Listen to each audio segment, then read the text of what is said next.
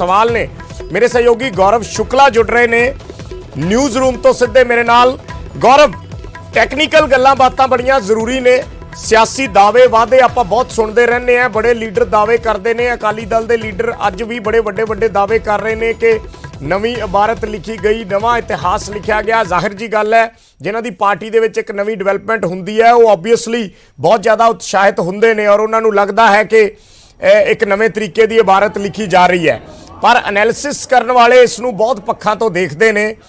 मैं शुरुआत गौरव पहला एक जनरल एक परसैप्शन तो करना चाहूँगा, क्योंकि सीटां ते आपां एक एक करके बिल्कुल तुहाडे नाल डिस्कस करना है और उन्हां ते आपां आवांगे। पर जो खित्ते जे पहला आपां देखिए कि जो खित्ते अकाली दल ने देखे ने, खित्ते का मतलब कि माझा, मालवा, दुआबा, पंजाब के जिहड़े इलाके ने, जो कैलकुलेशन की जाती है BSP का आधार कित्थे है, कित्थे BJP अकाली दल के लिए सहारा बन सकती है या सपोर्ट बन सकती है। सो जिहड़ी ओवरऑल कैलकुलेशन है, पहले तो उसनूं किस लिहाज नाल देखदे हो इस पूरे वादे ते दावियां दी दौर दे विच? बिल्कुल विजय, आपां जे शुरुआत करिए इस पूरे एनालिसिस दी कि किवें इसनूं समझिया जावे, तां जो तुसीं खित्तियां दा जिक्र कर रहे हो, पॉइंट नंबर 1 कि अकाली दल ने जिहड़ा उन्हां दा बिल्कुल अहम इलाका है उत्थे जाके तां BSP नूं कोई हिस्सा नहीं दिता है। मैं बठिंडे का जिक्र कर रहा, मैं उस मालवे का जिक्र कर रहा जिसनूं तुसीं गूढ़ मालवा कह सकते हो कि जिथे एक वड्डा आधार है अकाली दल का, चाहे लंबी का हल्का होवे या वो पूरा इलाका होवे मुक्तसर साहब का, चाहे इधर बठिंडे का होवे, फिरोजपुर जिथे खुद सुखबीर सिंह बादल इस समय MP ने, वो पूरे इलाके दे विच कोई सीट नहीं है। बरनाला जिले दे विच एक सीट दे दित्ती गई महल कलां दी, वो सीट भी आम आदमी पार्टी ने 2017 दे विच जित्ती सी। ते वो पूरा इलाका है जिहड़ा मालवे का, तुसीं मानसे का जिक्र करो, तुसीं संगरूर जिले का जिक्र करो, तुसीं थोड़ा जिहा पटियाले जिले का जिक्र करो, जिथे कांग्रेस या फिर आम आदमी पार्टी 2017 ਦੇ ਵਿੱਚ बहुत जबरदस्त तरीके ਨਾਲ ਪ੍ਰਭਾਵ ਛੱਡਣ 'ਚ ਕਾਮਯਾਬ ਰਹੀ ਸੀ, ਤਾਂ ਉੱਥੋਂ ਇੱਕ ਮਹਿਲ ਕਲਾਂ ਦੀ ਸੀਟ ਦਿੱਤੀ ਗਈ। ਉਸ ਤੋਂ ਬਾਅਦ ਮਾਝੇ ਦਾ ਅਸੀਂ ਗੱਲ ਕਰੀਏ, ਮੈਂ ਦੁਆਬੇ ਤੇ ਆਉਂਗਾ, ਬਹੁਤ ਇੰਪੋਰਟੈਂਟ ਹੈ। ਜੇ ਆਪਾਂ ਮਾਝੇ ਦੀ ਗੱਲ ਕਰੀਏ ਤਾਂ ਮਾਝੇ ਦੇ ਵਿੱਚ ਫੋਕਸ ਕੀ ਸੀ? ਮਾਝੇ ਦੇ ਵਿੱਚ ਅਕਾਲੀ ਦਲ ਨੂੰ ਨੁਕਸਾਨ ਹੋਇਆ, ਆਪਾਂ ਨੂੰ ਸਾਰਿਆਂ ਨੂੰ ਪਤਾ ਕਿ ਇੱਕ ਤਰੀਕੇ ਨਾਲ ਜੋ ਮਾਝੇ ਦੇ ਵਿੱਚ ਸੋਚ ਰਿਹਾ ਸੀ ਅਕਾਲੀ ਦਲ 2017 ਦੇ ਵਿੱਚ ਉਹ ਨਹੀਂ ਹੋਇਆ, ਤੇ ਆਮ ਆਦਮੀ ਪਾਰਟੀ ਨੂੰ ਵੀ ਉੱਥੇ ਬਹੁਤ ਨੁਕਸਾਨ ਹੋਇਆ ਸੀ। ਤਾਂ ਕਾਂਗਰਸ ਉੱਤੇ ਬੜੀ ਮਜ਼ਬੂਤ ਸੀ ਤੇ ਮਾਝੇ ਦੇ ਵਿੱਚੋਂ ਬਹੁਤ ਸਾਰੀਆਂ ਸੀਟਾਂ ਨਹੀਂ ਨੇ। ਦੇਖੋ ਪਠਾਨਕੋਟ ਦਾ ਪੂਰਾ ਜ਼ਿਲ੍ਹਾ ਦੇ ਦਿੱਤਾ ਗਿਆ ਬਹੁਜਨ ਸਮਾਜ ਪਾਰਟੀ ਨੂੰ, ਉਹ ਜ਼ਿਲ੍ਹਾ ਜਿੱਥੇ BJP ਦਾ ਚੰਗਾ ਆਧਾਰ ਹੈ, ਜਿੱਥੇ ਹਿੰਦੂ ਵੋਟ ਬੈਂਕ ਚੰਗਾ। ਇਸ ਸਮੇਂ ਦਿਨੇਸ਼ ਬੱਬੂ ਜਿਹੜੇ ਸੁਜਾਨਪੁਰ ਤੋਂ MLA ਹੈਗੇ ਨੇ, ਉਹ BJP ਦੇ ਨੇ। BJP ਕੋਲ ਇਸ ਸਮੇਂ ਦੋ ਹੀ ਸੀਟਾਂ ਹੈ, ਜਾਂ ਤਾਂ ਅਬੋਹਰ ਦੀ ਅਰੁਣ ਨਾਰੰਗ ਨੇ, ਜਾਂ ਫਿਰ ਦੂਜੀ ਸੀਟ ਹੈ ਪਠਾਨਕੋਟ ਦੇ ਵਿੱਚ ਸੁਜਾਨਪੁਰ, ਜਿੱਥੇ ਦਿਨੇਸ਼ ਬੱਬੂ MLA ਹੈਗੇ ਨੇ। ਤਾਂ ਪਠਾਨਕੋਟ ਦਾ ਪੂਰਾ ਜ਼ਿਲ੍ਹਾ ਦੇ ਦਿੱਤਾ ਗਿਆ। ਅੰਮ੍ਰਿਤਸਰ ਦੇ ਵਿੱਚ ਕਿਉਂਕਿ ਵੱਡਾ ਖਿੱਤਾ ਸੀ ਅੰਮ੍ਰਿਤਸਰ, ਤੇ ਅੰਮ੍ਰਿਤਸਰ ਇੱਕ ਧਾਰਮਿਕ ਪੱਖੋਂ ਬਹੁਤ ਅਹਿਮ ਜ਼ਿਲ੍ਹਾ ਹੋ ਜਾਂਦਾ ਜਾਂ ਉੱਥੇ ਸੀਟਾਂ ਹੋ ਜਾਂਦੀਆਂ, ਉੱਥੇ 2 ਸੀਟਾਂ ਪਕੜਾ ਦਿੱਤੀਆਂ ਗਈਆਂ BSP ਨੂੰ। ਮੈਂ ਸੀਟਾਂ ਦੇ ਉੱਤੇ ਜਾਊਂਗਾ, ਇਹ ਵੀ ਬਹੁਤ ਇੰਪੋਰਟੈਂਟ ਔਰ ਦਿਲਚਸਪ ਹੈ, ਜਿਹੜੇ ਮੈਂ ਪੂਰੇ ਅੰਕੜੇ ਕੱਢਣ ਦੀ ਕੋਸ਼ਿਸ਼ ਕੀਤੀ ਹੈ ਪਿਛਲੇ 1.5-2 ਘੰਟਿਆਂ ਦੇ ਵਿੱਚ। ਤੇ ਉਸ ਤੋਂ ਬਾਅਦ ਗੱਲ ਕਰੀਏ ਮਾਲਵੇ ਦੁਆਬੇ ਦੀ। मैं मालवे ਦੇ ਵਿੱਚ ਇੱਕੋ ਗੱਲ ਕੀਤੀ ਸੀ ਕਿ ਇੱਕੋ ਸੀਟ ਆਈ ਜੀ ਮਹਿਲ ਕਲਾਂ ਦੀ, ਪਰ ਇਸ ਤਰ੍ਹਾਂ ਨਹੀਂ ਹੈ। ਮਾਲਵੇ ਦੇ ਵਿੱਚ ਬਹੁਤ ਸਾਰੀਆਂ ਸੀਟਾਂ ਹੈਗੀਆਂ ਨੇ, ਜਿਨ੍ਹਾਂ ਦੇ ਵਿੱਚ ਚਮਕੌਰ ਸਾਹਿਬ ਵੀ ਆ ਗਈ, ਜਿਨ੍ਹਾਂ ਦੇ ਵਿੱਚ ਮੋਹਾਲੀ ਵੀ ਆ ਗਈ, ਅਨੰਦਪੁਰ ਸਾਹਿਬ ਵੀ ਆ ਗਈ, ਬੱਸੀ ਪਠਾਣਾ ਵੀ ਆ ਗਈ। ਪਰ ਤੁਸੀਂ ਗੌਰ ਦੇ ਨਾਲ ਦੇਖੋ ਤਾਂ ਅਨੰਦਪੁਰ ਸਾਹਿਬ ਦਾ ਜਿਹੜਾ ਇੱਕ ਵੱਡਾ ਹਿੱਸਾ ਉਸਨੂੰ ਮਾਲਵੇ ਦੇ ਵਿੱਚ ਗਿਣਿਆ ਜਾਂਦਾ ਹੈ ਜਦੋਂ ਆਪਾਂ ਲੋਕ ਸਭਾ ਹਲਕੇ ਦਾ ਜ਼ਿਕਰ ਕਰਦੇ ਹਾਂ, ਔਰ ਬਿਲਕੁਲ ਜਾ ਕੇ ਮਾਲਵੇ ਦੇ ਨਾਲ ਲੱਗ ਜਾਂਦਾ ਹੈ। ਰੋਪੜ ਦਾ ਜ਼ਿਲ੍ਹਾ ਹੋ ਗਿਆ ਜਾਂ ਅਨੰਦਪੁਰ ਸਾਹਿਬ ਦਾ ਜ਼ਿਲ੍ਹਾ ਹੋ ਗਿਆ, ਤੇ ਇੱਥੇ ਜਿਹੜਾ ਦਲਿਤ ਵੋਟ ਬੈਂਕ ਹੈ ਬਹੁਤ ਜ਼ਿਆਦਾ ਤਾਦਾਦ ਦੇ ਵਿੱਚ ਹੈਗਾ, ਇਸ ਦਾ ਵੀ ਜ਼ਿਕਰ ਹੁੰਦਾ ਹੈ। ਤਾਂ ਜਿਹੜੀ ਦੁਆਬੇ ਦੀ ਦਿੱਤੀ ਗਈ ਹੈ ਇਹ ਪੂਰੀ ਨੁਮਾਇੰਦਗੀ BSP ਨੂੰ, ਤਾਂ ਜ਼ਿਆਦਾ ਦੁਆਬੇ ਦੀ ਹੈ। ਬੇਸ਼ੱਕ ਕਹਿਣ ਨੂੰ 7 ਮਾਲਵੇ ਦੀਆਂ ਸੀਟਾਂ ਹੋਣ, ਪਰ ਉਸ ਦੇ ਵਿੱਚੋਂ ਵੀ ਬਹੁਤ ਸਾਰੀਆਂ ਅਜਿਹੀਆਂ ਨੇ ਜਿਸ ਦੇ ਵਿੱਚ ਦੁਆਬੇ ਵਾਲਾ ਪ੍ਰਭਾਵ ਤੁਹਾਨੂੰ ਨਜ਼ਰ ਆ ਸਕਦਾ। ਜਿਵੇਂ ਮੈਂ ਪਹਿਲਾਂ ਕਿਹਾ ਕਿ ਅਨੰਦਪੁਰ ਸਾਹਿਬ ਦੀ ਸੀਟ ਹੈ ਜਾਂ ਚਮਕੌਰ ਸਾਹਿਬ ਦੀ ਸੀਟ ਹੈ, ਜਾਂ ਤੁਸੀਂ ਇੱਧਰ ਬੱਸੀ ਪਠਾਣਾ ਦੀ ਸੀਟ ਨੂੰ ਲੈ ਲਓ, ਤਾਂ ਇਹ ਸੀਟਾਂ ਦੇ ਉੱਤੇ ਦਲਿਤ ਵੋਟ ਬੈਂਕ ਦਾ ਚੰਗਾ ਆਧਾਰ ਹੈ, ਚੰਗਾ ਪ੍ਰਭਾਵ ਹੈ, ਤੇ ਦੂਜੇ ਪਾਸੇ ਕਾਂਗਰਸ ਦਾ ਵੀ ਚੰਗਾ ਆਧਾਰ ਹੈ। ਇਹ ਵੀ ਆਪਾਂ ਨੂੰ ਗੱਲ ਸਮਝਣੀ ਹੋਏਗੀ। ਹੁਣ ਮੈਂ ਅਗਲੇ ਪੁਆਇੰਟ ਤੇ ਆਣਾ, ਤੁਸੀਂ ਖਿੱਤਿਆਂ ਦਾ ਜ਼ਿਕਰ ਕੀਤਾ ਸੀ, ਉਸ ਤੋਂ ਬਾਅਦ ਆਪਾਂ ਇੱਕ ਪੁਆਇੰਟ ਤੇ ਅੱਗੇ ਵਧਾਂਗੇ। ਦੇਖੋ BSP ਦੇ ਲਈ ਕੋਈ ਬਹੁਤ ਆਸਾਨ ਰਾਹ ਨਹੀਂ ਹੈ। ਪਹਿਲੀ ਗੱਲ ਕਿ BSP ਨੇ ਪਿਛਲੇ 2 ਦਹਾਕਿਆਂ ਤੋਂ ਆਪਣਾ ਖਾਤਾ ਹੀ ਨਹੀਂ ਖੋਲਿਆ ਪੰਜਾਬ ਦੇ ਵਿੱਚ, ਵਿਧਾਨ ਸਭਾ ਦਾ ਮੂੰਹ ਨਹੀਂ ਦੇਖਿਆ BSP ਦੇ ਆਗੂਆਂ ਨੇ। ਹੁਣ ਉਹਨਾਂ ਨੂੰ 20 ਸੀਟਾਂ ਦੇ ਉੱਤੇ ਉਮੀਦਵਾਰ ਵੀ ਲੱਭਣੇ ਹੋਣਗੇ, ਇੱਕ ਵੱਡੀ ਚੁਣੌਤੀ ਹੋਏਗੀ। ਪੁਆਇੰਟ ਨੰਬਰ 2, ਜਿਹੜੀਆਂ 20 ਸੀਟਾਂ ਦਿੱਤੀਆਂ ਗਈਆਂ ਨੇ, ਇਹਨਾਂ 20 ਸੀਟਾਂ ਦੇ ਵਿੱਚੋਂ 4 ਕੈਬਨਿਟ ਮੰਤਰੀ ਨੇ ਇਸ ਸਮੇਂ ਕਾਂਗਰਸ ਦੇ। ਉਹਨਾਂ ਦੇ ਵਿੱਚ ਚਰਨਜੀਤ ਚੰਨੀ ਸ਼ਾਮਲ ਨੇ, ਉਹਨਾਂ ਦੇ ਵਿੱਚ OP ਸੋਨੀ ਅੰਮ੍ਰਿਤਸਰ ਤੋਂ ਸ਼ਾਮਲ ਨੇ, ਉਹਨਾਂ ਦੇ ਵਿੱਚ ਜੇ ਅਸੀਂ ਗੱਲ ਕਰੀਏ ਰਾਣਾ ਕੇਪੀ ਸ਼ਾਮਲ ਨੇ, ਉਹ ਵੀ ਇੱਕ ਤਰੀਕੇ ਨਾਲ ਕੈਬਨਿਟ ਰੈਂਕ ਹੈ ਕਿ ਉਹਨਾਂ ਦੇ ਕੋਲ ਜਿਹੜਾ ਇਸ ਸਮੇਂ ਵਿਧਾਨ ਸਭਾ ਸਪੀਕਰ ਨੇ। ਉਸ ਤੋਂ ਬਾਅਦ ਬਲਬੀਰ ਸਿੱਧੂ ਦਾ ਹਲਕਾ ਸ਼ਾਮਲ ਹੈ ਉਸ ਦੇ ਵਿੱਚ, ਤੇ ਉਹ ਹਲਕੇ ਨੇ ਜਿੱਥੇ ਬਹੁਤ ਵੱਡੀ ਚੁਣੌਤੀ ਹੋਏਗੀ, ਕਿਉਂਕਿ ਜਦੋਂ ਕੋਈ ਕੈਬਨਿਟ ਮਿਨਿਸਟਰ ਜਾ ਕੇ ਚੋਣ ਲੜਦਾ ਹੈ ਤੇ ਤਕਰੀਬਨ ਤੈਅ ਹੁੰਦੀ ਹੈ ਕਿ ਉਸ ਨੂੰ ਦੁਬਾਰਾ ਪਾਰਟੀ ਟਿਕਟ ਦੇ ਦੇਗੀ। ਬਲਬੀਰ ਸਿੱਧੂ ਨੂੰ ਮੋਹਾਲੀ ਤੋਂ ਟਿਕਟ ਮਿਲ ਜਾਣੀ ਹੈ, ਇਹ ਤਕਰੀਬਨ ਤੈਅ ਹੈ। ਓਪੀ ਸੋਨੀ ਬਹੁਤ ਲਗਾਤਾਰ ਜਿੱਤਦੇ ਆਏ ਨੇ, ਉਹ ਸੀਟ ਮਿਲ ਜਾਏਗੀ। 4 ਸੀਟਾਂ ਹੋ ਗਈਆਂ ਮੰਤਰੀਆਂ ਵਾਲੀਆਂ, 5ਵੀਂ ਸੀਟ ਹੋਗੀ ਜਿਹੜੀ ਬੀਐਸਪੀ ਨੂੰ ਮਿਲੀ ਉਹ ਰਾਣਾ ਕੇਪੀ ਵਾਲੀ, ਉਹ ਵੀ ਇੱਕ ਤਰੀਕੇ ਨਾਲ ਕੈਬਨਿਟ ਰੈਂਕ। ਪੂਰੀ ਕਾਂਗਰਸ ਉੱਥੇ ਪੂਰੀ ਤਾਕਤ ਲਗਾਏਗੀ। ਉਸ ਤੋਂ ਬਾਅਦ 2 ਸੀਟਾਂ ਤਾਂ ਅਜਿਹੀਆਂ ਨੇ ਜਿੱਥੇ ਕਾਂਗਰਸ ਦੇ ਵੱਡੇ ਚਿਹਰੇ ਨੇ ਜੋ ਲਗਾਤਾਰ ਜਿੱਤਦੇ ਆ ਰਹੇ ਨੇ। ਇੱਕ ਲੁਧਿਆਣਾ ਤੋਂ ਰਾਕੇਸ਼ ਪਾਂਡੇ ਜੋ ਕੈਬਨਿਟ ਦੀ ਰੇਸ ਦੇ ਵਿੱਚ ਹਮੇਸ਼ਾ ਤੋਂ ਰਹੇ ਨੇ, ਲਗਾਤਾਰ ਉੱਥੋਂ ਜਿੱਤੇ ਨੇ, ਤਾਂ ਬੀਐਸਪੀ ਦੇ ਉਮੀਦਵਾਰ ਦੇ ਲਈ ਕਰੜੀ ਚੁਣੌਤੀ ਹੈ। ਉਸ ਤੋਂ ਬਾਅਦ ਇੱਕ ਸੀਟ ਹੈ ਟਾਂਡਾ ਦੀ, ਟਾਂਡਾ ਉੜਮੁੜ ਦੀ ਸੀਟ, ਸੰਗਤ ਸਿੰਘ ਗਿਲਜੀਆਂ ਦਾ ਨਾਮ। ਸੰਗਤ ਸਿੰਘ ਗਿਲਜੀਆਂ ਪਿਛਲੇ ਸਮੇਂ ਦੇ ਵਿੱਚ ਬੜੀ ਚਰਚਾ ਦੇ ਵਿੱਚ ਰਹੇ ਨੇ, ਤੇ ਇਹ ਵੀ ਕਿਹਾ ਜਾ ਰਿਹਾ ਕਿ ਜੇ ਰੀਸ਼ਫਲ ਹੁੰਦੀ ਹੈ ਕੈਬਨਿਟ, ਪੰਜਾਬ ਕਾਂਗਰਸ ਕਰਦੀ ਹੈ ਉਸ ਨੂੰ, ਤਾਂ ਫਿਰ ਸੰਗਤ ਸਿੰਘ ਗਿਲਜੀਆਂ ਦਾ ਕੈਬਨਿਟ ਮਿਨਿਸਟਰ ਦੇ ਤੌਰ ਦੇ ਉੱਤੇ ਨੰਬਰ ਲੱਗਣਾ ਤਕਰੀਬਨ ਤੈਅ। ਤੇ ਇਸ ਤੋਂ ਬਾਅਦ ਇੱਕ ਸੀਟ ਹੈਗੀ ਹੈ ਫਗਵਾੜਾ ਦੀ। ਫਗਵਾੜਾ ਤੋਂ ਸੋਮ ਪ੍ਰਕਾਸ਼ ਜਿੱਤੇ 2017 ਦੇ ਵਿੱਚ, ਬੇਸ਼ੱਕ ਉਹਨਾਂ ਨੇ ਉਹ ਸੀਟ ਛੱਡ ਕੇ ਲੋਕ ਸਭਾ ਦਾ ਰੁਖ ਕਰ ਲਿਆ, ਉਸ ਤੋਂ ਬਾਅਦ ਉਹ ਕਾਂਗਰਸ ਦੇ ਖਾਤੇ ਚਲੀ ਗਈ। ਪਰ ਹੋ ਸਕਦਾ ਹੈ ਕਿ 2022 ਦੀਆਂ ਚੋਣਾਂ ਦੇ ਵਿੱਚ ਇੱਕ ਵਾਰ ਫਿਰ ਤੋਂ ਸੋਮ ਪ੍ਰਕਾਸ਼ ਫਗਵਾੜਾ ਤੋਂ ਚੋਣ ਲੜਦੇ ਹੋਏ ਨਜ਼ਰ ਆਉਣ। ਜੇ ਸੋਮ ਪ੍ਰਕਾਸ਼ ਲੜਦੇ ਨੇ ਤਾਂ ਕੇਂਦਰੀ ਰਾਜ ਮੰਤਰੀ ਹੋਣਗੇ ਔਰ ਬੀਜੇਪੀ ਪੂਰੀ ਤਾਕਤ ਲਗਾਏਗੀ ਉਸ ਸੀਟ ਦੇ ਉੱਤੇ ਕਿ ਸਾਡਾ ਕੇਂਦਰੀ ਮੰਤਰੀ ਨਾ ਹਾਰ ਜਾਵੇ। ਆਮ ਤੌਰ ਤੇ ਇਸ ਤਰੀਕੇ ਦੀ ਪਰਸੈਪਸ਼ਨ ਹੁੰਦੀ ਹੈ। ਯਾਨੀ ਕਿ 20 ਸੀਟਾਂ ਦੇ ਵਿੱਚੋਂ ਇਸ ਸਮੇਂ ਦੇਖੋ ਤੁਸੀਂ 8 ਸੀਟਾਂ ਦੇ ਉੱਤੇ ਵੱਡੇ ਚਿਹਰਿਆਂ ਦੇ ਨਾਲ ਮੁਕਾਬਲਾ ਹੈ। ਇਹ ਸਿਰਫ 8 ਤੱਕ ਸੀਮਿਤ ਨਹੀਂ। ਉਸ ਤੋਂ ਬਾਅਦ ਤੁਸੀਂ ਨਵਾਂ ਸ਼ਹਿਰ ਵਾਲੇ ਪਾਸੇ ਚਲੇ ਜਾਓ, ਉੱਥੇ ਅੰਗਦ ਸੈਣੀ ਨੇ, ਇੱਕ ਬਿਲਕੁਲ ਯੂਥ ਆਗੂ ਹੈਗੇ ਨੇ ਕਾਂਗਰਸ ਦੇ, ਉਹ ਚੋਣ ਲੜਨਗੇ। ਪਰ ਬਹੁਤ ਦਿਲਚਸਪ ਇਹ ਵੀ ਹੈ ਕਿ ਜਿਹੜੀਆਂ 34 ਸੀਟਾਂ ਪੰਜਾਬ ਦੇ ਵਿੱਚ ਰਿਜ਼ਰਵ ਨੇ, ਉਹਨਾਂ ਦੇ ਉੱਤੇ ਅਕਾਲੀ ਦਲ ਦਾ ਹਾਲ ਕੋਈ ਬਹੁਤ ਵਧੀਆ ਨਹੀਂ ਰਿਹਾ ਸੀ। 2017 ਦੀਆਂ ਚੋਣਾਂ 'ਚ 22 ਸੀਟਾਂ ਚਲੀਆਂ ਗਈਆਂ ਕਾਂਗਰਸ ਦੇ ਖਾਤੇ, 34 ਦੇ ਵਿੱਚੋਂ ਉਹਨਾਂ ਦੇ ਵਿੱਚੋਂ 9 ਸੀਟਾਂ ਆਮ ਆਦਮੀ ਪਾਰਟੀ ਲੈਣ 'ਚ ਕਾਮਯਾਬ ਹੋ ਗਈ ਸੀ, ਤੇ 3 ਸੀਟਾਂ ਦੇ ਉੱਤੇ ਸਿਰਫ ਅਕਾਲੀ ਦਲ ਜਿੱਤਿਆ ਸੀ। ਯਾਨੀ ਕਿ 31 ਸੀਟਾਂ ਅਕਾਲੀ ਦਲ ਦੇ ਹੱਥੋਂ ਚਲੀਆਂ ਗਈਆਂ ਤੇ ਸਰਕਾਰ ਨਹੀਂ ਬਣ ਸਕੀ। 31 ਸੀਟਾਂ ਬਹੁਤ ਵੱਡਾ ਅੰਕੜਾ 117 ਦੇ ਵਿੱਚੋਂ ਆਪਾਂ ਸਮਝ ਸਕਦੇ ਹਾਂ। ਤੇ ਹੁਣ ਪੁਆਇੰਟ ਇਹ ਹੈ ਕਿ 34 ਦੇ ਵਿੱਚੋਂ 31 ਚਲੀਆਂ ਗਈਆਂ ਤੇ ਉਹਨਾਂ ਦੇ ਵਿੱਚੋਂ 8 ਸੀਟਾਂ ਹੁਣ ਅਕਾਲੀ ਦਲ ਨੇ ਬੀਐਸਪੀ ਦੇ ਖਾਤੇ ਦੇ ਦਿੱਤੀਆਂ ਨੇ। ਯਾਨੀ ਕਿ 23 ਸੀਟਾਂ ਦੇ ਉੱਤੇ ਜਿੱਥੋਂ ਹਾਰੇ ਸੀ ਉੱਥੇ ਅਕਾਲੀ ਦਲ ਖੁਦ ਆਪਣੀ ਜਿਹੜਾ ਚੋਣ ਮੈਦਾਨ ਦੇ ਵਿੱਚ ਉਤਰੇਗਾ, ਤੇ ਦੂਜੇ ਪਾਸੇ ਜਿਹੜੀਆਂ ਸੀਟਾਂ ਜਿੱਤੀਆਂ ਜਾਂ ਫਿਰ ਬੀਐਸਪੀ ਵਾਲਾ ਉਹਦੇ ਉੱਪਰ ਵੀ ਜ਼ੋਰ ਲਗਾਇਆ ਜਾਵੇਗਾ। ਤਾਂ ਇਹ ਇੱਕ ਓਵਰਆਲ ਜਿਹੜਾ ਐਨਾਲਿਸਿਸ ਹੈ ਕਿ ਕਿਸ ਤਰੀਕੇ ਨਾਲ ਆਪਾਂ ਸਮਝੀਏ ਇਸ ਪੂਰੇ ਮਾਮਲੇ ਨੂੰ ਕਿ ਜਿਹੜੀਆਂ ਸੀਟਾਂ ਨੇ। ਮੈਂ ਅੱਗੇ ਵਧੂੰਗਾ ਤੇ ਆਪਾਂ ਇੱਕ ਸੀਟ ਦਾ ਵੀ ਜ਼ਿਕਰ ਕਰਾਂਗੇ। ਵਿਜੇ ਅੱਛਾ ਗੌਰਵ, ਸੀਟਾਂ ਦੀ ਵੰਡ ਜਿਹੜੀ ਹੈ ਉਹ ਹਾਲਾਂਕਿ ਹਲੇ ਇਸ ਵੇਲੇ ਤਾਂ ਇਸ ਚੀਜ਼ ਨੂੰ ਥੋੜਾ ਜਿਹਾ ਸਮਝਣਾ ਮੁਸ਼ਕਿਲ ਹੈ ਕਿ ਅਕਾਲੀ ਦਲ ਨੇ ਕਿਸ ਲਿਹਾਜ਼ ਨਾਲ ਕੀਤੀ ਹੈ ਜਾਂ ਕੀ ਸੋਚ ਕੇ ਕੀਤੀ ਹੈ। ਪਰ ਇੱਕ ਚੀਜ਼ ਦਾ ਜ਼ਿਕਰ ਤਿਕਸ਼ਨ ਸੂਦ ਜੁੜੇ ਸੀ ਜਾਂ ਇੱਕ ਪੋਲੀਟੀਕਲ ਮਾਹਿਰ ਸਾਡੇ ਨਾਲ ਜੁੜੇ ਸੀ ਸੇਖੋ ਸਾਹਿਬ, ਉਹ ਕਹਿ ਰਹੇ ਸੀ ਕਿ ਤਿਕਸ਼ਨ ਸੂਦ ਨੇ ਕਿਹਾ, ਚਲੋ ਜਿਹੜੇ ਸਿਆਸੀ ਮਾਹਿਰ ਹੁੰਦੇ ਆ ਉਹ ਤਾਂ ਸਿੱਧੀ ਟਿੱਪਣੀ ਕਰਨ ਤੋਂ ਬਚਦੇ ਆ, ਪਰ ਤਿਕਸ਼ਨ ਸੂਦ ਨੇ ਬੜੀ ਸਪਸ਼ਟ ਗੱਲ ਕਹੀ ਕਿ ਬੀਐਸਪੀ ਨੂੰ ਉਹ ਦੇਤੀਆਂ ਸੀਟਾਂ ਜਿੱਥੇ ਪਹਿਲਾਂ ਹੀ ਅਕਾਲੀ ਦਲ ਜ਼ੀਰੋ ਹੈ ਜਾਂ ਜਿੱਥੇ ਪਹਿਲਾਂ ਹੀ ਅਕਾਲੀ ਦਲ ਜਿੱਤ ਨਹੀਂ ਸਕਿਆ। ਪਰ ਆਪਾਂ ਜੇ ਇਸ ਨੂੰ ਇੱਕ ਪੋਲੀਟੀਕਲ ਐਨਾਲਿਸਿਸ ਦੇ ਹਿਸਾਬ ਨਾਲ ਦੇਖੀਏ ਤਾਂ ਆਪਾਂ ਇਸ ਚੀਜ਼ ਦੀ ਕਦੇ ਗਾਰੰਟੀ ਮੰਨ ਕੇ ਨਹੀਂ ਚੱਲ ਸਕਦੇ ਕਿ ਜਿਹੜੀ ਸੀਟ ਤੇ ਅਕਾਲੀ ਦਲ ਜਿੱਤਿਆ ਨਹੀਂ ਉਸ ਸੀਟ ਤੇ ਅੱਗੇ ਵੀ ਨਹੀਂ ਜਿੱਤਣਾ, ਜਾਂ ਜਿਹੜੀ ਸੀਟ ਤੇ ਅਕਾਲੀ ਦਲ ਦੇ ਜਾਂ ਹੋਰ ਪਾਰਟੀਆਂ ਦੇ ਮੌਜੂਦਾ ਐਮਐਲਏ ਨੇ ਤੇ ਉਹਨਾਂ ਦੇ ਹਾਰਨ ਦੀ ਕੋਈ ਗੁੰਜਾਇਸ਼ ਨਹੀਂ ਹੁੰਦੀ। ਸੋ ਬੜੀ ਵਿਨ-ਵਿਨ ਸਿਚੁਏਸ਼ਨ ਹੁੰਦੀ ਹੈ ਜਦੋਂ ਇਹੋ ਜਿਹੀਆਂ ਸੀਟਾਂ ਦੀ ਸਿਲੈਕਸ਼ਨ ਕੀਤੀ ਜਾਂਦੀ ਹੈ। ਔਰ ਅਕਾਲੀ ਦਲ ਨੇ ਉਹ 20 ਸੀਟਾਂ ਦਿੱਤੀਆਂ ਨੇ ਜਾਂ ਅਕਾਲੀ ਦਲ ਵੱਲੋਂ 20 ਸੀਟਾਂ ਦੇਣਾ ਜਿਨ੍ਹਾਂ ਤੇ ਅੱਜ ਅਕਾਲੀ ਦਲ ਦਾ ਇੱਕ ਵੀ ਐਮਐਲਏ ਨਹੀਂ ਹੈ, ਇਹ ਵੀ ਇੱਕ ਵੱਖਰੇ ਤਰ੍ਹਾਂ ਦੀ ਸਟ੍ਰੈਟਜਿਕ ਮੂਵ ਹੋ ਸਕਦੀ ਹੈ ਕਿ ਜੇ ਉੱਥੇ ਅਕਾਲੀ ਦਲ ਦਾ ਆਧਾਰ ਘੱਟ ਸੀ ਜਾਂ ਅਕਾਲੀ ਦਲ ਨੂੰ ਉਹ ਸੀਟਾਂ ਉਹ ਨਹੀਂ ਜਿੱਤ ਸਕੇ ਤਾਂ ਸ਼ਾਇਦ ਵਾਇਆ ਬੀਐਸਪੀ ਉਹ ਸੀਟਾਂ ਨੂੰ ਕੈਸ਼ ਕਰ ਲਿਆ ਜਾਵੇ।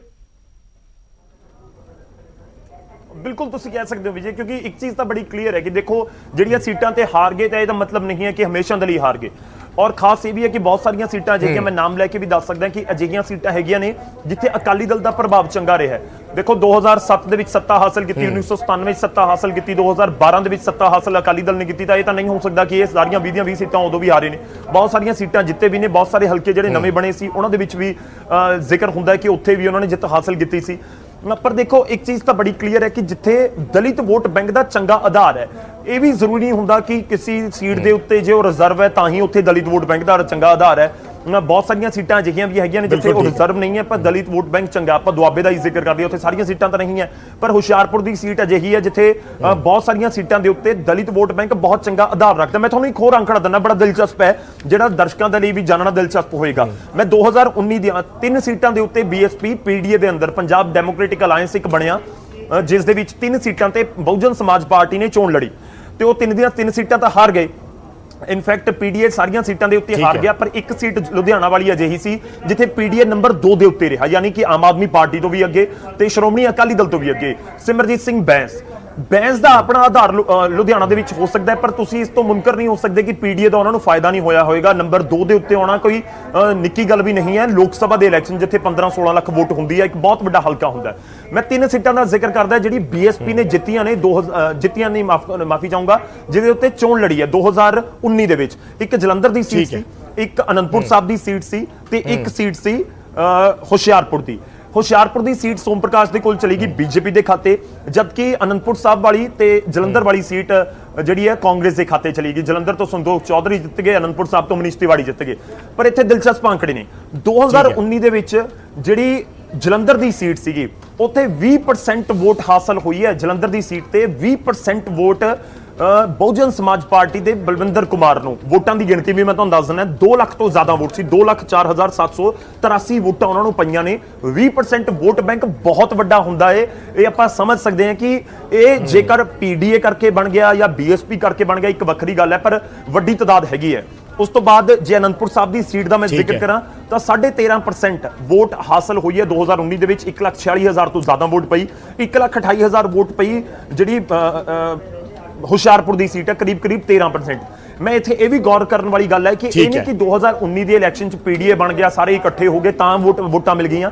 ਇਸ ਤੋਂ ਪਹਿਲਾਂ 2014 ਤੇ 2009 ਦੇ ਅੰਕੜੇ ਵੀ ਮੈਂ ਤੁਹਾਡੇ ਸਾਹਮਣੇ ਜ਼ਰੂਰ ਰੱਖੂੰਗਾ ਥੋੜਾ ਜਲਦੀ ਦੇ ਨਾਲ। 2009 ਦੇ ਵਿੱਚ ਬੀਐਸਪੀ ਦੇ ਲੀਡਰ ਨੂੰ ਜਲੰਧਰ ਤੋਂ 10% ਵੋਟ ਮਿਲੀ ਸੀ, 93,000 ਦੇ ਕਰੀਬ। 2014 ਦੀ ਲੋਕ ਸਭਾ ਚੋਣਾਂ ਦੇ ਵਿੱਚ 4.5% ਵੋਟ ਮਿਲੀ ਸੀ, 46,914। ਇੱਥੇ ਇਹ ਵੀ ਗੱਲ ਹੈ ਕਿ 2014 ਦੇ ਵਿੱਚ ਆਮ ਆਦਮੀ ਪਾਰਟੀ ਨੇ ਐਂਟਰੀ ਕੀਤੀ ਤਾਂ ਜਲੰਧਰ ਦੇ ਵਿੱਚ ਉੱਥੋਂ ਜੋਤੀ ਮਾਨ ਖੜੇ ਹੋਏ ਸੀ ਤਾਂ ਉਹਨਾਂ ਨੂੰ ਚੰਗੀ ਵੋਟ ਪੈ ਗਈ ਸੀ। ਆਮ ਆਦਮੀ ਪਾਰਟੀ ਨੂੰ ਇਨਫੈਕਟ ਪੂਰੇ ਪੰਜਾਬ ਦੇ ਵਿੱਚ ਵੋਟ ਪਈ ਸੀ। ਅਨੰਦਪੁਰ ਸਾਹਿਬ ਦੇ ਵਿੱਚ 2009 ਦੇ ਵਿੱਚ ਬੀਐਸਪੀ ਦੇ ਕੋਲ ਕਰੀਬ 13% ਵੋਟ ਸੀ, ਜਦਕਿ 2014 ਦੇ ਇਲੈਕਸ਼ਨ 'ਚ ਜਦੋਂ ਆਮ ਆਦਮੀ ਪਾਰਟੀ ਦਾ ਪੰਜਾਬ 'ਚ ਪ੍ਰਭਾਵ ਨਜ਼ਰ ਆ ਰਿਹਾ ਸੀ, KS ਮੱਖਣ ਬੀਐਸਪੀ ਦੀ ਟਿਕਟ ਤੇ ਚੋਣ ਲੜੇ। ਅਨੰਦਪੁਰ ਸਾਹਿਬ ਦੀ ਸੀਟ ਤੋਂ ਕਰੀਬ 6.5% ਵੋਟ ਉਸ ਸਮੇਂ ਵੀ ਮਿਲ ਗਈ। 6.5% ਵੋਟ ਕੋਈ ਘੱਟ ਨਹੀਂ ਹੁੰਦੀ। ਉਸ ਤੋਂ ਬਾਅਦ ਹੁਸ਼ਿਆਰਪੁਰ ਦੇ ਵਿੱਚ 2009 ਦੇ ਇਲੈਕਸ਼ਨ 'ਚ ਕਰੀਬ 12.5% ਵੋਟ ਸੀਗੀ ਤੇ ਜਿਹੜੀ 2014 ਦੇ ਵਿੱਚ 4.5% ਦੇ ਕਰੀਬ ਰਹਿ ਗਈ। ਮਤਲਬ ਸਾਫ਼ ਹੈ ਕਿ ਇਹ 3 ਹਲਕੇ ਜਿਹੜੇ ਹੈਗੇ ਨੇ, ਚਾਹੇ ਹੁਸ਼ਿਆਰਪੁਰ ਹੋਵੇ, ਜਲੰਧਰ ਹੋਵੇ ਜਾਂ ਫਿਰ ਅਨੰਦਪੁਰ ਸਾਹਿਬ ਹੋਵੇ, ਔਰ ਜਿਹੜੀਆਂ ਇਸ ਸਮੇਂ ਸੀਟਾਂ ਦਿੱਤੀਆਂ ਗਈਆਂ ਨੇ ਬੀਐਸਪੀ ਨੂੰ, ਜ਼ਿਆਦਾ ਸੀਟਾਂ ਜਲੰਧਰ, ਹੁਸ਼ਿਆਰਪੁਰ ਤੇ ਅਨੰਦਪੁਰ ਹਲਕੇ ਦੇ ਵਿੱਚ ਹੀ ਆਉਂਦੀਆਂ ਨੇ ਜਾਂ ਉਸਦੇ ਸਰਾਊਂਡਿੰਗ ਜਿਹੜੇ ਏਰੀਆ ਨੇ ਉੱਥੇ ਹੀ ਆਉਂਦੀਆਂ ਨੇ। ਤਾਂ ਮਤਲਬ ਸਾਫ਼ ਹੈ ਕਿ ਬੀਐਸਪੀ ਨੂੰ ਉੱਥੇ ਸੀਟਾਂ ਦਿੱਤੀਆਂ ਗਈਆਂ ਨੇ ਜਿੱਥੇ ਆਧਾਰ ਜ਼ਿਆਦਾ ਹੈ। ਇਹ ਬਿਲਕੁਲ ਸਿਰੇ ਤੋਂ ਨਹੀਂ ਕਿਹਾ ਜਾ ਸਕਦਾ ਕਿ ਅਕਾਲੀ ਦਲ ਨੇ ਉਹ ਸੀਟਾਂ ਦਿੱਤੀਆਂ ਜਿੱਥੇ ਬਿਲਕੁਲ ਹੀ ਉਹ ਜ਼ੀਰੋ ਸੀ, ਅਜਿਹਾ ਵੀ ਨਹੀਂ ਹੈ। ਬਹੁਤ ਸਾਰੀਆਂ ਸੀਟਾਂ ਤੇ 2012 ਚ ਚੋਣ ਜਿੱਤੀ ਸੀ, 2017 ਦੇ ਵਿੱਚ ਹਾਰ ਗਈ ਸੀ, ਸਰਕਾਰ ਨਹੀਂ ਬਣ ਸਕੀ। ਤਾਂ ਇਹ ਪੂਰੇ ਅੰਕੜੇ ਨੇ ਕਿ ਬੀਐਸਪੀ ਦੇ ਲਈ ਚੁਣੌਤੀ ਤਾਂ ਹੈ, ਪਰ ਬੀਐਸਪੀ ਅਕਾਲੀ ਦਲ ਦੇ ਲਈ ਇੱਕ ਵੱਡਾ ਸਟਰੈਂਥ ਦੇ ਰੂਪ ਦੇ ਵਿੱਚ ਜ਼ਰੂਰ ਨਜ਼ਰ ਆ ਸਕਦੀ ਹੈ। ਵਿਜੇ ਗੌਰਵ, ਜਿਹੜੇ ਅੰਕੜੇ ਨੇ ਬੜੇ ਦਿਲਚਸਪ ਔਰ ਬੜੇ ਇੰਟਰਸਟਿੰਗ ਅੰਕੜੇ ਨੇ ਜਿਸ ਲਿਹਾਜ਼ ਨਾਲ ਤੁਸੀਂ ਇਹ ਪੂਰਾ ਐਨਾਲਿਸਿਸ ਕੀਤਾ ਹੈ। ਜੇ ਇਹਨਾਂ ਅੰਕੜਿਆਂ ਨੂੰ ਆਧਾਰ ਮੰਨ ਕੇ ਹੀ ਮੈਂ ਤੁਹਾਡੇ ਕੋਲੋਂ ਇੱਕ ਦੂਸਰਾ ਸਵਾਲ ਕਰਾਂ, ਜੋ ਕੁਝ ਦੇਰ ਪਹਿਲਾਂ ਬੀਜੇਪੀ ਦੇ ਆਗੂ ਨਿਊਜ਼ 18 ਪੰਜਾਬ ਨਾਲ ਗੱਲਬਾਤ 'ਚ ਬੋਲ ਰਹੇ ਸੀ ਕਿ ਇਸ ਦੇ ਨਾਲ ਕੋਈ ਫਰਕ ਨਹੀਂ ਪੈਣਾ, ਆਧਾਰ ਜਿਹੜੇ ਨੇ ਉਹਨਾਂ ਦੇ ਵਿੱਚ ਬਦਲਾਵ ਹੋਇਆ ਹੈ। ਇਸ ਗੱਲ ਤੋਂ ਕੋਈ ਮੁਨਕਰ ਨਹੀਂ ਹੋ ਸਕਦਾ ਕਿ ਬੀਜੇਪੀ ਦਾ ਜਿੰਨਾ ਕੁ ਆਧਾਰ ਸੀ ਉਹ ਵਧਣਾ ਤਾਂ ਪਹਿਲਾਂ ਨਾਲੋਂ ਕੀ ਸੀ, ਘਟਿਆ ਜ਼ਰੂਰ ਹੈ ਕਿਸਾਨੀ ਅੰਦੋਲਨ ਨੂੰ ਲੈ ਕੇ, ਇਸ ਦੇ ਵਿੱਚ ਕੋਈ ਦੋ ਰਾਏ ਨਹੀਂ ਹੈ। ਕਾਂਗਰਸ ਦੇ ਵਿੱਚ ਇਸ ਵੇਲੇ ਜੋ ਕੁਝ ਚੱਲ ਰਿਹਾ ਹੈ ਜਾਂ ਆਮ ਆਦਮੀ ਪਾਰਟੀ ਦੇ ਵਿੱਚ ਜੋ ਕੁਝ ਇਸ ਵੇਲੇ ਚੱਲ ਰਿਹਾ ਹੈ, ਵਿਦਨ ਬੀਜੇਪੀ ਵੀ ਕਿਸਾਨ ਅੰਦੋਲਨ ਤੋਂ ਇਲਾਵਾ ਵੀ ਪਾਰਟੀ ਇਨਫਾਈਟਿੰਗ ਦਾ ਸ਼ਿਕਾਰ ਹੋਣੀ ਸ਼ੁਰੂ ਹੋ ਚੁੱਕੀ ਹੈ। ਸੋ ਜਿਸ ਤਰੀਕੇ ਦੀ ਅਸਥਿਰਤਾ, ਅਕਾਲੀ ਦਲ ਤਾਂ ਜਿੱਥੇ ਖੜਾ ਔਰ ਅਕਾਲੀ ਦਲ ਦੇ ਖਿਲਾਫ ਜੋ ਮੁੱਦੇ ਨੇ ਉਹ ਵੀ ਚਰਚਾ ਦੇ ਵਿੱਚ ਬਰਾਬਰ ਤੇ ਹੀ ਨੇ। ਸੋ ਕੁੱਲ ਮਿਲਾ ਕੇ ਕਹੀਏ ਕਿ ਪੰਜਾਬ ਦੀਆਂ ਸਿਆਸੀ ਪਾਰਟੀਆਂ ਦੇ ਵਿੱਚ ਇਸ ਵੇਲੇ ਜੋ ਅਸਥਿਰਤਾ ਹੈ, ਉਸ ਅਸਥਿਰਤਾ ਨੂੰ ਦੇਖਦੇ ਹੋਏ ਜੇ ਪਹਿਲਾਂ ਅਕਾਲੀ ਦਲ ਨੂੰ ਬੀਜੇਪੀ ਦੀ 6-7% ਵੋਟ ਬੈਂਕ ਦਾ ਸਹਾਰਾ ਮਿਲ ਜਾਂਦਾ ਸੀ, ਤਾਂ ਇਸ ਵੇਲੇ ਕਿਸੇ ਹੱਦ ਤੱਕ ਉਹ ਖੱਪਾ ਪੂਰਾ ਕਰਨ 'ਚ ਬੀਐਸਪੀ ਕਾਮਯਾਬ ਹੋ ਪਾਈ ਹੈ ਜਾਂ ਨਹੀਂ? ਥੋੜਾ ਪ੍ਰੈਡਿਕਸ਼ਨ ਕਰਨੀ ਤਾਂ ਮੁਸ਼ਕਿਲ ਹੈ। ਦੇਖੋ, ਆਪਾਂ ਇੱਕ ECG ਕਰਵਾਉਂਦੇ ਆ, ਉਹ ECG ਦੀ ਰਿਪੋਰਟ ਤੁਸੀਂ ਵੀ ਵਜੇ ਦੇਖੀ ਹੋਏਗੀ। ਹੁਣ ਪੰਜਾਬ ਦੀ ਸਿਆਸਤ ਦਾ ECG ਪੰਜਾਬ ਦੀ ਜਨਤਾ ਨੇ ਕਰਨਾ ਤੇ ਫਿਰ ਉਹ ਪਤਾ ਲੱਗੂਗਾ ਕਿ ਗ੍ਰਾਫ ਉੱਪਰ ਨੀਚੇ ਕਿੰਨਾ ਹੁੰਦਾ, ਕਿਹੜੀ ਪਾਰਟੀ ਦਾ ਹੁੰਦਾ। ਪਰ ਦੇਖੋ, ਦੋ ਚੀਜ਼ਾਂ ਨੇ ਕਿ ਬੀਜੇਪੀ ਨੂੰ ਰਿਪਲੇਸ ਕਰ ਸਕੇਗੀ ਬੀਐਸਪੀ, ਪ੍ਰੈਡਿਕਸ਼ਨ ਔਖੀ ਹੈ, ਪਰ ਉਸ ਦੇ ਵਿੱਚ ਇਹ ਸਮਝਣਾ ਹੋਏਗਾ ਕਿ ਬੀਜੇਪੀ ਦੇ ਕੋਲ ਵੱਡਾ ਚਿਹਰਾ ਹੈ ਨਰਿੰਦਰ ਮੋਦੀ ਦੇ ਰੂਪ ਦੇ ਵਿੱਚ। ਉਹ ਰਿਪਲੇਸ ਬੀਜੇਪੀ ਨਹੀਂ ਕਰ ਸਕਦੀ। ਠੀਕ ਹੈ। ਨਰਿੰਦਰ ਮੋਦੀ ਦੇ ਮੂੰਹ ਨੂੰ ਪੰਜਾਬ ਦੇ ਵਿੱਚ ਜਿਹੜਾ ਹਿੰਦੂ ਵੋਟ ਬੈਂਕ ਹੈ ਉਹ ਲਾਜ਼ਮੀ ਤੌਰ ਤੇ ਵੋਟ ਹੋਈ ਹੈ। ਉਹ 2019 ਦੇ ਵਿੱਚ ਅਸੀਂ ਦੇਖਿਆ ਜਦੋਂ 2 ਸੀਟਾਂ ਬੀਜੇਪੀ ਜਿੱਤ ਗਈ, ਇੱਕ ਸਨੀ ਦਿਓਲ ਜਿੱਤ ਗਏ, ਇੱਕ ਪੈਰਾਸ਼ੂਟ ਉਮੀਦਵਾਰ ਦੇ ਤੌਰ ਦੇ ਉੱਤੇ ਉਤਰੇ, ਸੁਨੀਲ ਜਾਖੜ ਵਰਗਾ ਨਾਮ ਹਰਾ ਦਿੱਤਾ ਉਹਨਾਂ ਨੇ, ਤੇ ਉਸ ਤੋਂ ਬਾਅਦ ਇੱਕ ਸੋਮ ਪ੍ਰਕਾਸ਼ ਦੀ ਸੀਟ ਵੀ ਜਿੱਤੀ। ਬੀਜੇਪੀ 2 ਸੀਟਾਂ ਜਿੱਤ ਗਈ ਤੇ ਦੂਜੇ ਪਾਸੇ ਅਕਾਲੀ ਦਲ ਸਿਰਫ 2 ਸੀਟਾਂ 10 ਦੇ ਵਿੱਚੋਂ ਜਿੱਤ ਸਕੀ। ਰਿਪਲੇਸ ਕਰਨਾ ਸ਼ਾਇਦ ਬਹੁਤ ਮੁਸ਼ਕਿਲ ਹੋਏਗਾ, ਪਰ ਇੱਕ ਦੂਜਾ ਪੁਆਇੰਟ ਇਹ ਹੈ ਕਿ ਬੀਜੇਪੀ ਦਾ ਇਸ ਸਮੇਂ ਪੰਜਾਬ ਦੇ ਵਿੱਚ ਆਧਾਰ ਕਿੰਨਾ ਹੈ ਤੇ ਬੀਜੇਪੀ ਦੀ ਇਸ ਸਮੇਂ ਸਥਿਤੀ ਕਿਹੋ ਜੀ ਹੈ। ਬਹੁਤ ਚੰਗੀ ਨਹੀਂ ਹੈ, ਕਿਸਾਨ ਅੰਦੋਲਨ ਦੇ ਵਿਚਾਲੇ ਸਾਨੂੰ ਸਾਰਿਆਂ ਨੂੰ ਪਤਾ ਹੈ। ਤਾਂ ਉਹ ਬੀਜੇਪੀ ਕਿੰਨਾ ਕੁ ਰਿਵਾਈਵ ਉਸ ਦੇ ਕਰ ਜਾਂਦੀ ਹੈ, ਜਾਂ ਬੀਜੇਪੀ ਕਿੰਨੀਆਂ ਕੁ ਵੋਟਾਂ ਦੁਬਾਰਾ ਗੇਨ ਕਰਨ ਦੇ ਵਿੱਚ ਕਾਮਯਾਬ ਹੋ ਜਾਂਦੀ ਹੈ। ਤੇ ਦੂਜੇ ਪਾਸੇ ਮਹਿੰਗਾਈ ਦਾ ਮੁੱਦਾ ਜਾਂ ਫਿਰ ਜਿਹੜੇ ਹੋਰ ਇਸ਼ੂਜ਼ ਹੈਗੇ ਨੇ ਉਹ ਵੀ ਇੱਕ ਤਰੀਕੇ ਨਾਲ ਐਂਟੀ ਇਨਕੰਬੈਂਸੀ ਸੈਂਟਰ ਦੀ ਸਟੇਟ ਗਵਰਨਮੈਂਟ ਦੇ ਖਿਲਾਫ ਇੱਕ ਹਿੰਦੂ ਵੋਟ ਬੈਂਕ ਦੇ ਵਿੱਚ ਵੀ ਪੰਜਾਬ ਦੇ ਵਿੱਚ ਨਜ਼ਰ ਆ ਸਕਦੀ ਹੈ। ਬਾਕੀ ਹਿੰਦੂ ਵੋਟ ਬੈਂਕ ਆਪਾਂ ਲਗਾਤਾਰ ਜ਼ਿਕਰ ਕਰਦੇ ਰਹਿੰਦੇ ਹਾਂ, ਪਰ ਪੰਜਾਬ ਦੀ ਜਿਹੜੀ ਵੋਟ ਬੈਂਕ ਹੈ ਜਾਂ ਹਿੰਦੂ ਜਿਹੜਾ ਵੋਟ ਬੈਂਕ ਦਾ ਵੀ ਇੱਕ ਜਿਹੜਾ ਮਾਈਂਡ ਸੈਟਅਪ ਹੈ ਉਹ ਤੁਸੀਂ ਬਾਕੀ ਸੂਬਿਆਂ ਦੇ ਨਾਲ ਰਿਲੇਟ ਨਹੀਂ ਕਰ ਸਕਦੇ ਕਿ ਜੇ ਤੁਸੀਂ ਕਹੋ ਕਿ ਬਾਕੀ ਸੂਬਿਆਂ ਦੇ ਜਿਸ ਤਰੀਕੇ ਨਾਲ ਹਿੰਦੂ ਵੋਟਰ ਵੋਟ ਕਰ ਰਹੇ ਨੇ ਉਸ ਤਰੀਕੇ ਨਾਲ ਪੰਜਾਬ ਵਾਲੇ ਵੀ ਹਿੰਦੂ ਵੋਟਰ ਵੋਟ ਕਰ ਦੇਣਗੇ। ਖੈਰ ਉਸ ਤਰੀਕੇ ਨਾਲ ਪੂਰੀ ਤਰੀਕੇ ਨਾਲ ਤਾਂ ਨਹੀਂ ਹੁੰਦਾ, ਪਰ ਇੱਕ ਚੀਜ਼ ਜ਼ਰੂਰ ਹੈ, ਇੱਕ ਹੋਰ ਬਹੁਤ ਇੰਟਰਸਟਿੰਗ ਹੈ ਕਿ ਜੋ ਤੁਸੀਂ ਅਕਾਲੀ ਦਲ ਦਾ ਕਰ ਰਹੇ ਸੀ, ਇੱਕ ਬਹੁਤ ਕਲੀਅਰ ਗੱਲ ਹੈ ਕਿ ਅਕਾਲੀ ਦਲ ਦੇ ਸਾਹਮਣੇ ਚੁਣੌਤੀਆਂ ਕੀ ਨੇ, ਕਿ ਸੱਤਾ ਤੱਕ ਪਹੁੰਚਣ ਦੇ ਲਈ ਬਹੁਤ ਸਾਰੀਆਂ ਵਿੰਡੋਜ਼ ਨੇ ਅਕਾਲੀ ਦਲ ਦੇ ਸਾਹਮਣੇ। ਪਹਿਲੀ ਕਿ ਜਿਹੜਾ ਪੰਥਕ ਵੋਟ ਬੈਂਕ ਹੈ, ਸੱਟ ਲੱਗੀ ਹੈ ਬੇਅਦਬੀ ਦੇ ਮਾਮਲੇ ਤੋਂ ਬਾਅਦ, ਹੁਣ ਤੱਕ ਰਿਵਾਈਵ ਕਰਨ 'ਚ ਕਾਮਯਾਬ ਹੋਇਆ ਅਕਾਲੀ ਦਲ, ਕਿੰਨਾ ਕੁ ਹੋਇਆ ਉਹ ਇਲੈਕਸ਼ਨ ਦੱਸਣਗੇ। ਇੱਕ ਤਰੀਕੇ ਨਾਲ ਉਸ ਰਾਹ ਤੋਂ ਹੋ ਕੇ ਸੱਤਾ ਤੱਕ ਪਹੁੰਚਣਾ ਪੰਥਕ ਵੋਟ ਬੈਂਕ, ਸਿਰਫ ਪੰਥਕ ਵੋਟ ਬੈਂਕ ਤੇ ਥੋੜਾ ਜਿਹਾ ਮੁਸ਼ਕਿਲ ਹੈ। ਉਸ ਤੋਂ ਬਾਅਦ ਕਿਸਾਨ ਵੱਡਾ ਵੋਟ ਬੈਂਕ ਹੈ, ਉਹ ਵਿੰਡੋ ਬੇਸ਼ੱਕ ਅਕਾਲੀ ਦਲ ਨੇ ਖੋਲਣ ਦੀ ਕੋਸ਼ਿਸ਼ ਕੀਤੀ ਬੀਜੇਪੀ ਤੋਂ ਨਾਤਾ ਤੋੜ ਕੇ ਜਾਂ ਫਿਰ ਕੈਬਨਿਟ ਦਾ ਰੈਂਕ ਸੈਂਟਰ ਦੇ ਵਿੱਚ ਛੱਡ ਕੇ, ਪਰ ਫਿਰ ਵੀ ਉਸ ਨੂੰ ਲੈ ਕੇ ਲਗਾਤਾਰ ਵਿਰੋਧੀ ਘੇਰਦੇ ਰਹੇ ਨੇ ਅਕਾਲੀ ਦਲ ਨੂੰ ਕਿ ਨਹੀਂ ਤੁਸੀਂ ਉਹ ਸਾਈਨ ਕੀਤੀ ਸੀ ਆਰਡੀਨੈਂਸ ਦੇ ਉੱਤੇ, ਇਸ ਤਰੀਕੇ ਦੇ ਐਲੀਗੇਸ਼ਨਸ ਹੈਗੇ ਨੇ। ਹੁਣ ਸੱਤਾ ਤੱਕ ਪਹੁੰਚਿਆ ਕਿਵੇਂ ਜਾਵੇ, ਅਕਾਲੀ ਦਲ ਇਹ ਵੀ ਕਿਤੇ ਨਾ ਕਿਤੇ ਜੁਗਤ ਜ਼ਰੂਰ ਲਗਾ ਰਿਹਾ ਹੋਵੇਗਾ ਕਿ ਹੁਣ ਕਿਹੜੀ ਵਿੰਡੋ ਖੋਲੀ ਜਾਵੇ। ਤਾਂ ਇੱਕ ਹੋਰ ਵੱਡੀ ਵੋਟ ਬੈਂਕ ਹੈ ਜਿਹੜਾ ਦਲਿਤ ਵੋਟ ਬੈਂਕ ਪੰਜਾਬ ਦੇ ਵਿੱਚ ਹੈ, ਤਾਂ ਉਹ ਵਿੰਡੋ ਖੋਲਣ ਦੀ ਕੋਸ਼ਿਸ਼ ਹੈ ਕਿ ਇਹ ਹੁਣ ਸੱਤਾ ਤੱਕ ਲੈ ਕੇ ਜਾਏਗੀ, ਇਹ ਜ਼ਰੂਰ ਟਾਈਮ ਦੱਸੇਗਾ। ਪਰ ਦੇਖੋ ਵੋਟ ਬੈਂਕ ਦਾ ਆਪਾਂ ਜ਼ਿਕਰ ਕਰਦੇ ਹਾਂ, ਹੁਣ ਜਿਹੜਾ ਦਲਿਤ ਵੋਟ ਬੈਂਕ 35, 36 ਜਾਂ 37% ਪੰਜਾਬ ਦੇ ਵਿੱਚ ਹੈਗਾ, ਉਹਨਾਂ ਦੇ ਵਿੱਚ ਕਿਸਾਨ ਵੀ ਹੈਗੇ ਨੇ, ਉਹਨਾਂ ਦੇ ਵਿੱਚ ਹਿੰਦੂ ਵੋਟ ਬੈਂਕ 'ਚ ਵੀ ਦਲਿਤ ਹੋਣਗੇ, ਤੇ ਉਹਨਾਂ ਦੇ ਵਿੱਚ ਜਿਹੜੇ ਪੰਥਕ ਵੋਟ ਬੈਂਕ ਦੇ ਨਾਲ ਜੁੜੇ ਹੋਏ ਨੇ ਉਹ ਵੀ ਦਲਿਤ ਭਾਈਚਾਰਾ ਜ਼ਰੂਰ ਸਿੱਖ ਧਰਮ ਦੇ ਵਿੱਚ ਵੀ ਹੈਗਾ।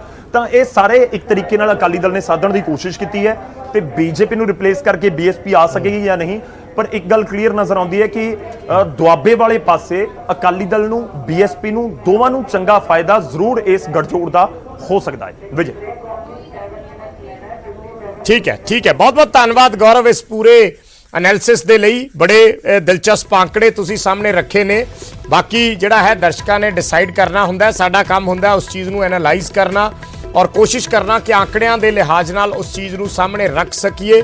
ਬਾਕੀ ਦਾਅਵੇ ਪਾਰਟੀਆਂ ਆਪਣੇ ਪੱਧਰ ਤੇ ਬਹੁਤ ਕਰਦੀਆਂ ਨੇ, ਵਾਅਦੇ ਪਾਰਟੀਆਂ ਆਪਣੇ ਪੱਧਰ ਤੇ ਬਹੁਤ ਕਰਦੀਆਂ ਨੇ, ਪਰ ਪੰਜਾਬ ਦੀ ਇਸ ਵੇਲੇ ਦੀ ਇੱਕ ਤਰੀਕੇ ਦੀ ਸਿਆਸੀ ਅਸਥਿਰਤਾ ਨੂੰ ਦੇਖਦੇ ਹੋਏ ਇਹ ਅੰਦਾਜ਼ਾ ਲਾਉਣਾ ਬਹੁਤ ਮੁਸ਼ਕਿਲ ਹੈ ਕਿ ਕਿਹੜੀ ਧਿਰ ਹੈ ਜਿਹੜੀ ਉਹ ਡਾਊਨ ਜਾ ਰਹੀ ਹੈ ਔਰ ਕਿਹੜੀ ਧਿਰ ਹੈ ਜਿਹੜੀ ਉਹਦੇ ਪੱਖ ਦੇ ਵਿੱਚ ਮਾਹੌਲ ਬਣਦਾ, ਕਿਉਂਕਿ ਸਾਰੀਆਂ ਹੀ ਪਾਰਟੀਆਂ ਇਸ ਵੇਲੇ ਅਸਥਿਰਤਾ ਦਾ ਸ਼ਿਕਾਰ ਨੇ ਔਰ ਸਾਰੀਆਂ ਹੀ ਆਪਣੀਆਂ ਸਿਆਸੀ ਜ਼ਮੀਨ ਨੂੰ ਮਜ਼ਬੂਤ ਕਰਨ ਦੀ ਕੋਸ਼ਿਸ਼ ਦੇ ਵਿੱਚ ਲਗਾਤਾਰ ਲੜਾਈ ਲੜ ਰਹੀਆਂ ਨੇ, ਜਿਸ ਦੇ ਵਿੱਚ ਅਕਾਲੀ ਦਲ ਨੇ ਅੱਜ ਇੱਕ ਨਵਾਂ ਰਸਤਾ ਅਖਤਿਆਰ ਕਰ ਲਿਆ ਔਰ ਉਸ ਨਵੇਂ ਰਸਤੇ ਨੂੰ ਇੱਕ ਗੱਠਜੋੜ ਦਾ ਨਾਮ ਬੀਐਸਪੀ ਦੇ ਨਾਲ ਗੱਠਜੋੜ ਦਾ ਨਾਮ ਦਿੱਤਾ ਗਿਆ ਹੈ। ਪੁਰਾਣੇ ਭਾਈਵਾਲਾਂ ਨਾਲੋਂ ਯਾਰੀ ਤੋੜ ਕੇ ਅੱਜ ਇੱਕ ਨਵੀਂ ਯਾਰੀ ਅਕਾਲੀ ਦਲ ਵੱਲੋਂ ਲਾਈ ਗਈ ਹੈ ਔਰ ਹੁਣ ਉਹ ਬਸਪਾ ਦੀ ਸੋਟੀ ਜਾਂ ਬਸਪਾ ਦਾ ਸਹਾਰਾ ਅਕਾਲੀ ਦਲ ਨੂੰ ਫਾਇਦੇ 'ਚ ਲੈ ਕੇ ਜਾਂਦਾ ਹੈ ਜਾਂ ਫਿਰ ਅਕਾਲੀ ਦਲ ਦੇ ਸਹਾਰੇ ਦੇ ਨਾਲ ਬਸਪਾ ਪੰਜਾਬ ਦੀ ਸੱਤਾ ਦੇ ਵਿੱਚ ਐਂਟਰੀ ਕਿਸੇ ਹੱਦ ਤੱਕ ਮਾਰ ਲੈਂਦੀ ਹੈ। ਇਹ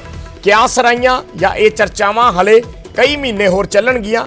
2022 ਦੇ ਜਦੋਂ ਤੱਕ ਚੋਣ ਪ੍ਰਕਿਰਿਆ ਪੂਰੀ ਆ ਉਹ ਮੁਕੰਮਲ ਨਹੀਂ ਹੁੰਦੀ, ਉਦੋਂ ਤੱਕ ਇਹਨਾਂ ਚੀਜ਼ਾਂ ਦੇ ਹੀ ਸੰਦਰਭ ਦੇ ਵਿੱਚ ਸਾਰੀਆਂ ਚਰਚਾਵਾਂ ਰਹਿਣਗੀਆਂ, ਸਾਰੀ ਮੀਡੀਆ ਦੀ ਕਵਰੇਜ ਰਹੇਗੀ, ਸਾਰੀਆਂ ਗੱਲਾਂ ਬਾਤਾਂ।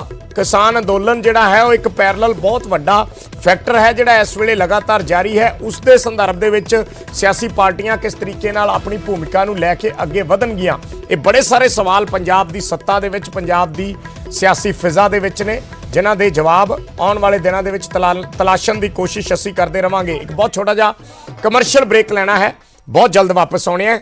ਖਬਰਾਂ ਦਾ ਅਪਡੇਟਸ ਦਾ ਸਿਲਸਿਲਾ ਲਗਾਤਾਰ ਜਾਰੀ ਰਹੇਗਾ।